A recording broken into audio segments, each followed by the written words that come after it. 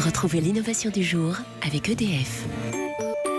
Thomas Soto. Et oui, mon cher Anissé, car l'innovation va plaire à tous ceux qui détestent retrouver leur voiture un peu rayée, un peu amochée, puisqu'il s'agit d'une carrosserie, Céline, qui se répare toute seule. Oui, c'est de la science-fiction, on dirait, mais c'est tellement bluffant. Ce sont des matériaux composites, en fait, donc des fibres de carbone ou des fibres de verre, par exemple.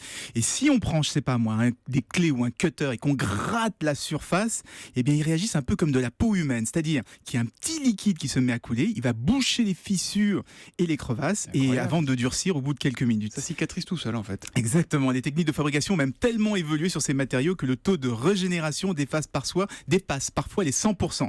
Ça veut dire que la partie cicatrisée devient plus résistante qu'avant d'avoir été maltraitée. C'est incroyable. Tant mieux, mais quand est-ce qu'on va en faire des carrosseries de voitures, alors ? En fait, ça serait déjà possible aujourd'hui. Sauf que rappelez-vous, il faut que la carrosserie soit en matériaux composite. Or, la fibre de carbone, ça coûte très très cher. C'est pour ça qu'on en trouve que sur les Formule 1 ou sur les GT, les sportifs très haut de gamme. Pour les voitures de monsieur et madame tout le monde, on va attendre un peu. En tout cas, la recherche dans le secteur a fait des progrès considérable. Jusqu'ici, eh bien, pour que l'auto-cicatrisation fonctionne, il fallait que les températures soient relativement élevées, 15 degrés, voire plus. Ce n'est plus le cas. Une équipe de chercheurs britanniques et chinois ont réussi à réaliser l'opération même par grand froid, même à moins 60 degrés. Alors, au-delà de nos petites contrariétés d'automobilistes, qu'est-ce que ça peut changer ?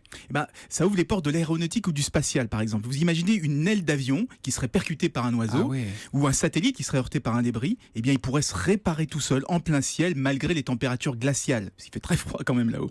Même chose pour une plateforme pétrolière ou bien une pale d'éolienne qui serait abîmée en mer. Donc dans chacun de ces secteurs, on suit de près ces matériaux. Pourquoi ? Parce que la moindre réparation souvent coûte extrêmement cher et parfois c'est même pas possible de réparer un avion par exemple en plein vol. C'est pas possible. Donc on regarde vraiment ces matériaux de façon très précise. Mais pour monsieur et madame tout le monde, moi j'ai entendu que ce seront les pare-chocs qui vont arriver les premiers avec cette fameuse matière auto-cicatrisante. Les plus exposés. Donc c'est fascinant ce matin encore l'innovation avec vous, Anis Elmida. Merci.